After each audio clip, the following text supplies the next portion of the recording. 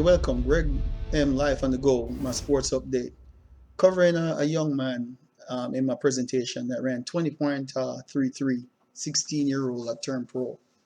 Um, why don't you just, listen to my clip, my presentation? What you think? Is it too soon, too fast, going pro? And do you think you'll be able to make it? I kind of cover a little issues that sometimes athletes not getting proper guidance, you know, putting out very, phenomenal performance early in their lives and then get burnt out. But, with proper guidance and coaching, he might just be able to make it. But check out this clip and see if you agree with me or disagree. That's it. That's it.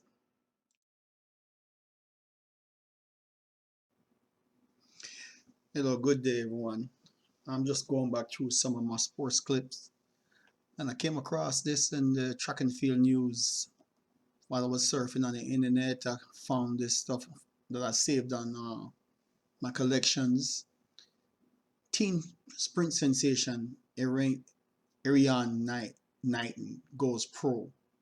Of course, this was February. The article came out by Jeff Hollobaugh, or however that's pronounced. Hopefully, I got it right. That's a picture of the young man there in this article. He's 16. So 16 might be a young age at which to enter the run for pay ranks, but when you have already ran the 220.33, 16-year-old, every now and then you get some superb talent once in a lifetime. I guess not once in a lifetime, but it seems like every couple of years. We had Usain Bolt doing the same thing at 16 in Jamaica, which is from my country of birth. I live here now in the United States. This is Greb and Life on the Go, and I'm bringing to you track and field updates. This 16-year-old has turned pro. Guess you can't blame him. But there's a video that I want you to see. I'm gonna replay that. I kind of watched it already, but he ran 20.33, blew the field away.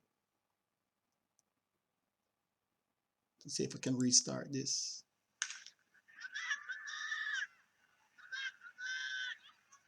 And there he goes. This is Arian Knighton up the home stretch. Arian Knighton. Keep your eye on the clock. Knighton. Wow. Arian Knighton. That's one heck of a run. I mean, this guy just, if you're watching the video, he wasn't even halfway on the curve yet. He had already covered everyone. And then to me, it looks easy, and the thing about it, he's young, he's still got a lot of room for improvement. And that's the future of the US. You have Noah Nines right now, that was the high school phenom, world junior champion back in the day. And now he's the favorites going into 2021 Olympics. So, I mean, what you think? You think it's too early for these teenagers to be running that kind of, race at that level, that fast? Because what I've noticed over the years is, as a track and field guy myself, I ran in high school, I ran in college, and I never ran that fast. But at the same time, I mean, my career started in Jamaica, and I didn't have the techniques, the sophisticated training and equipment and nutrition and weight training. The coaches just kind of read their books and they try to help, and as best way as they can, are their former athletes themselves trying to use what they learned from their previous coach, who might not have been well trained either, never took any specialized courses in speed development or strength training, just kind of went with what they knew from their own experience. And the only issue I have is sometimes they get burnt out. There was a kid some years ago, I think he was from Philadelphia. He ran 44 seconds in the 400. And then after that, you know, a couple more times, I guess he ran, you know, again close to that, but then you never heard of them again. He had Roy Martin back in the day. I competed against him when he was at SMU. I went to a Division II school at the time when I ran against him. But he was starting to deteriorate because, you know, he was running like some 10-1 or something like that out of high school at the time, which was, you know, any 10-1, anything out of high school is still pretty fast. And my only concern is that he will continue to stay focused. They'll properly guide him. I mean, because he's still young, and hopefully they don't burn him out and he can maintain that. Because to me, when they start that early, running that fast, I mean, they have the benefit of better training, better equipment, better coaching. There's more information now on scientific information that's out there to help guide you a little bit better from when you're young, so you don't get burned out.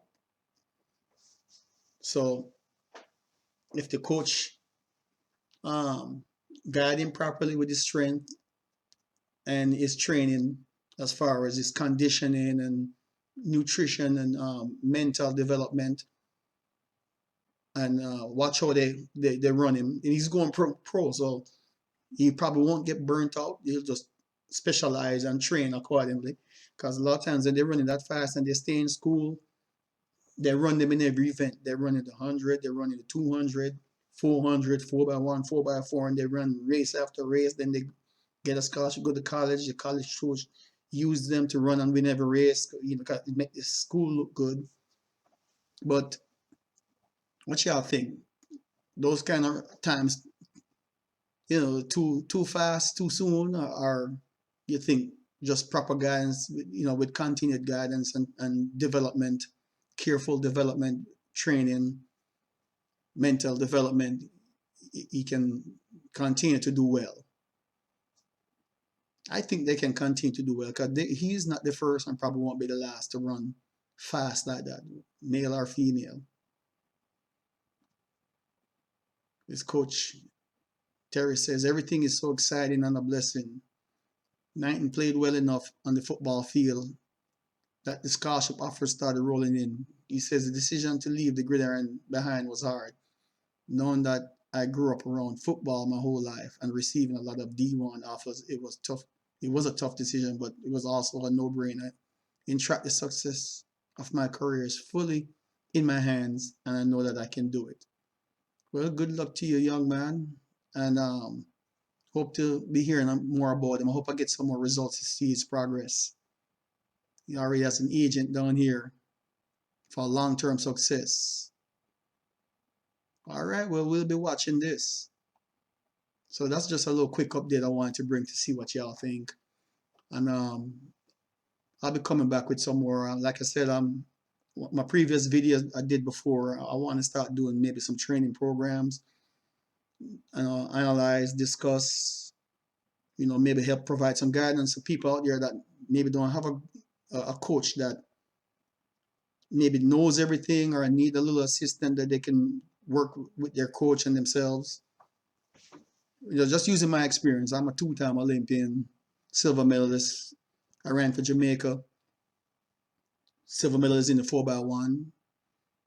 You know, I got times of 10.1, 20.6, ran relay splits of 45. You know, I'm level 1 certified track and field.